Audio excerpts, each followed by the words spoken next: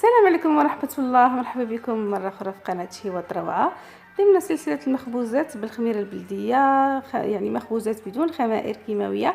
اليوم غادي نقدم لكم خبز البريوش بنوعين، كيجي هائل ولذيذ ورطب بالدقيق القمح الكامل، كيجي رائع. اللي كيشوف القناة ديالي أول مرة ما ينساش الاشتراك، تعليق، اللايك وفرجة ممتعة.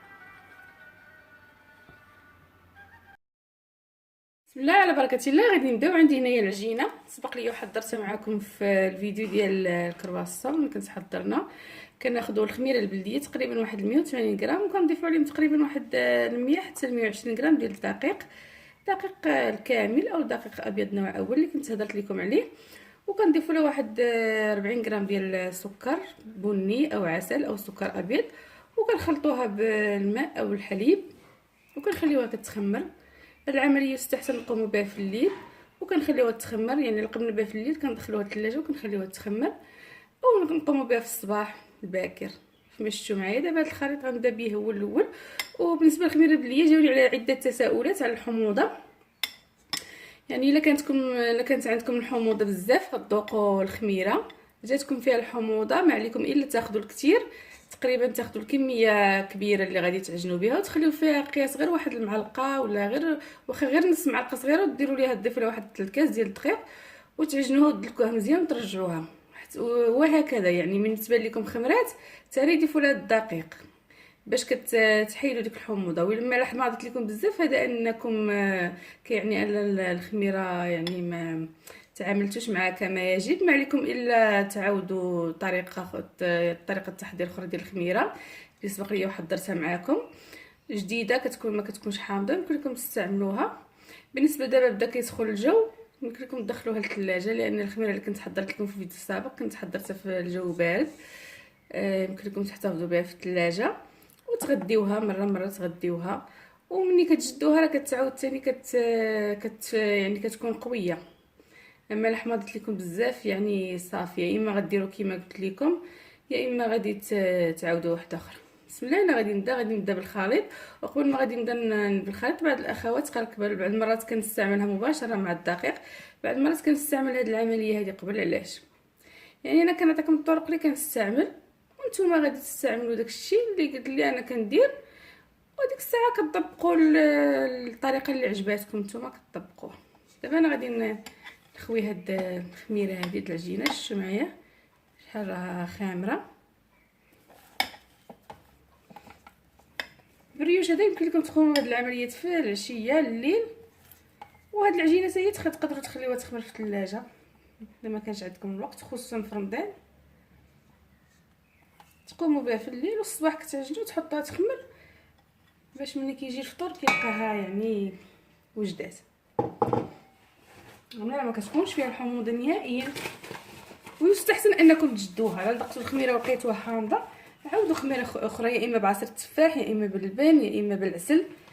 حتى العسل كتجيبيه زوينه. ان شاء الله في فيديو قادم غنعطيكم انواع ديال الخميره البلديه من العسل من الفواكه غادي تعجبكم بزاف. دابا غادي نضيفوا الدقيق يعني نوع اول، ماشي داك الدقيق الابيض اللي كيكون ابيض بزاف.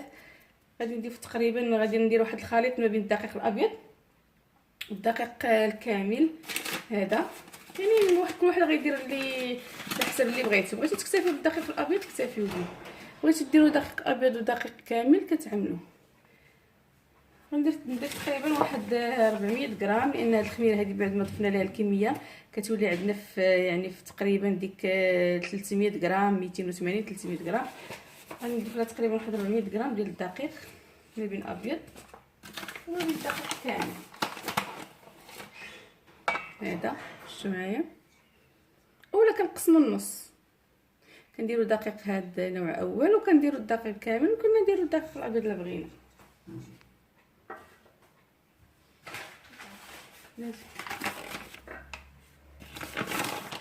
انا عندي ميزاني، انا هاد الباله هذه راه كتهز ليا، انا عارفه القياس يعني شحال كتهز تقريبا بالغرام. صافي درت شويه من الدقيق ابيض حتى هو هذا. كانت بالنسبه للاخوات في ايطاليا هو هذا عضوي.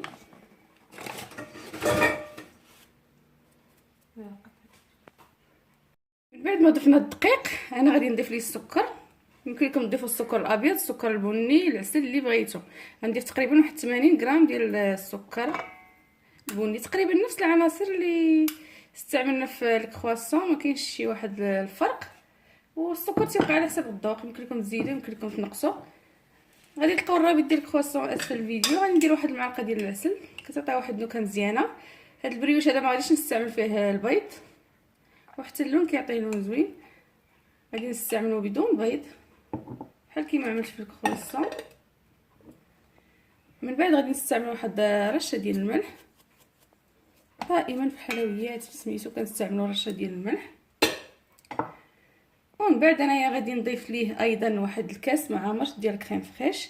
هذا حتى هو كيعطي واحد اللذه لهاد البريوش هذا، وكيعطيه الرطوبه. يمكن لكم تعوضوه ببيضه الا بغيتو تعملوا البيض. انا ما غاديش نعمل فيه البيض. الا درتو البيض الا ما درتوش الكريم فريش يمكن لكم تعوضوا ببيضه. بسم الله على بركه الله. دائما صافي. والحليب غادي نضيف الحليب ما كاينش واحد الكميه محدده ديال الحليب كما كتشوفوا معايا. كميه ما كاينش محدده، على حسب القابليه ديال الدقيق شحال غادي تشرب شحال غادي ياخذ. دابا غادي نبدا نعجن ونضيف شويه بشويه، ومن بعد نشوف نوريكم شحال الخضاريه ديال الحليب. بسم الله. غادي نبدا نحرك وكنضيفو في الحليب. حاولوا ما نضيفوش بزاف، نضيفو غير شويه بشويه باش ما نجريوهاش بزاف. خليكم تعجنوا غير بايديكم.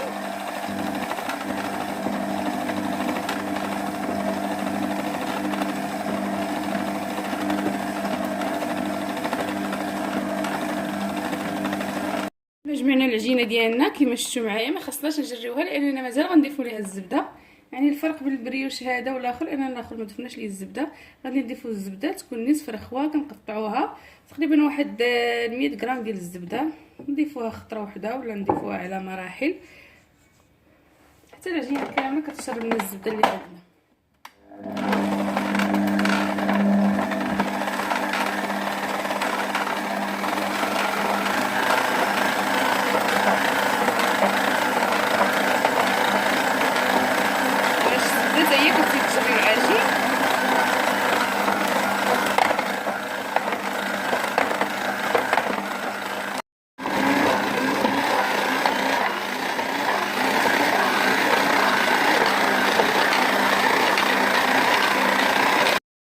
معايا العجينه كنبقاو نجمعوا فيها حتى كتشرب ديك الزبده تماما، ماشي نشوفوها يعني بحال الاول كتجرى ونضيف لها الدقيق. ما نديروش لا، ديك الزبده كتبدا تزيد مع داك الطحين صافي حتى كتشرب لينا كما كتشوفوا معايا.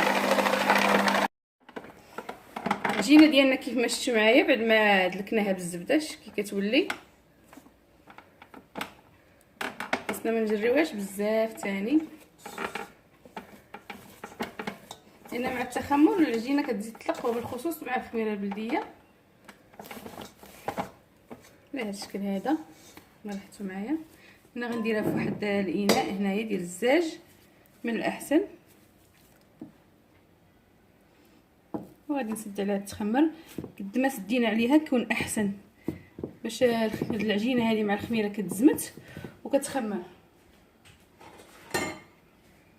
انا غنديرها هنايا غنسد عليها.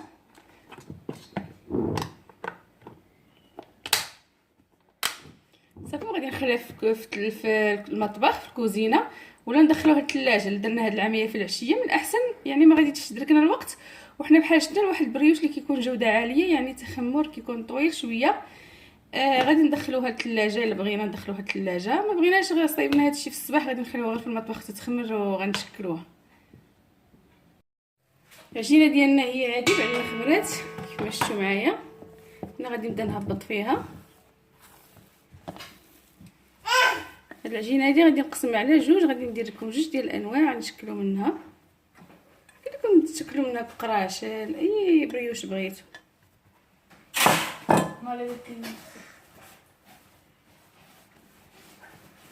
ماما شنو واش ديري كروسه؟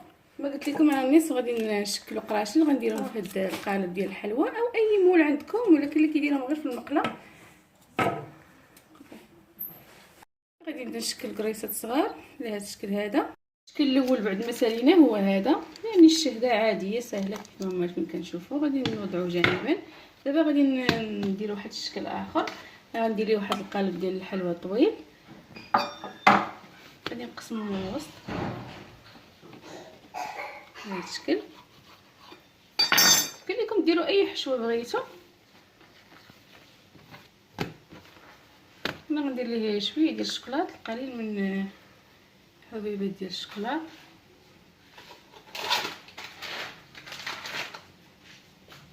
في الوسط يمكن لكم ديروا المربى، ديروا اي حشوه بغيتو.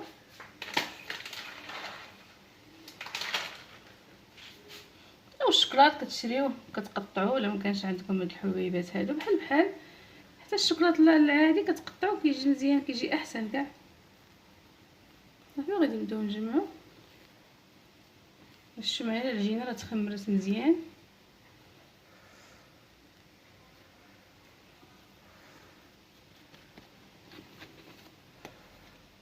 صافي كنقفلوها مزيان.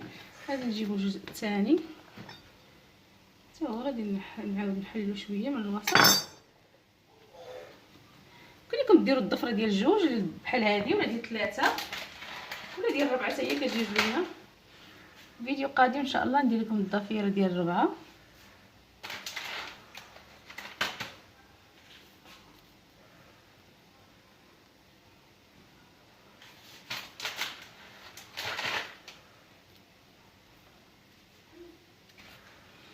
صافي كنقفلو.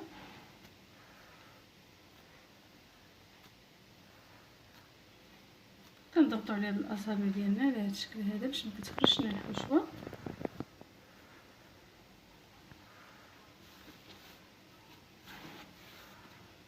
صافي وحنا دابا غادي نبداو نديرو ديك الضفيره.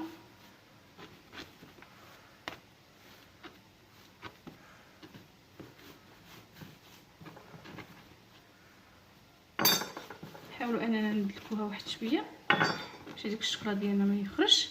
كنزيدو من هذا الطرف هذا وكنديو نديرو ضفيره عاديه بهذا الشكل.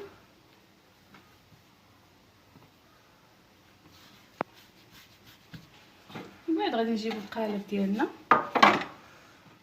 يمكن لكم ما تدهنوش، انا غير دهنتو. صافي غادي نوضعو فيها الضفيره هذه بهذا الشكل.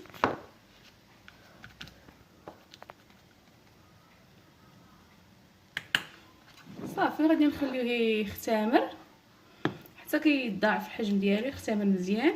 نغطيوه بواحد الفيلم غذائي وغادي نوضعوه غير هنا في المطبخ. دابا الحل بدا كيسخن حتى كيختمر، وغادي نخبزوه ونشوفوا الشكل ديالو. كيف ما كتشوفوا معايا البريوش ديالنا، خبز البريوش بعد ما كيختمر مزيان كندهنوه بصفر البيض والحليب وشويه ديال القهوه سريعه الذوبان الا بغينا، وكندردروا عليه حبيبات السكر، والضفيره دردرنا عليها الصنوبر او البينوني. كندخلوا الفران يكون سخون درجه حراره 180 160 مده ديال 45 50 كل واحد على حسب الفرن ديالو. كنقدموه لكم بالصحه والراحه. البريوش ديالنا خبز البريوش كيجي على هذا الشكل هذا، كيجي هائل ولذيذ. بعد ما كنطيبوه وكنخليوه حتى كيبرد كيجي على هذا الشكل هذا، كيذوب في الفم بصراحه، كيجي هائل ولذيذ. هذا اللي عملنا بالشوكولاط، والشهده اللي درناها عادي يمكن لكم ديروا لها المربى. نقدموا لكم بالصحه والراحه.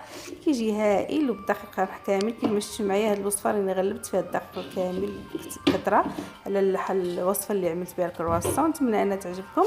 ما تنساوش الاشتراك تعليق اللايك، وكنشكركم بزاف على تعليقاتكم، والى فيديو قادم بحول الله. السلام عليكم.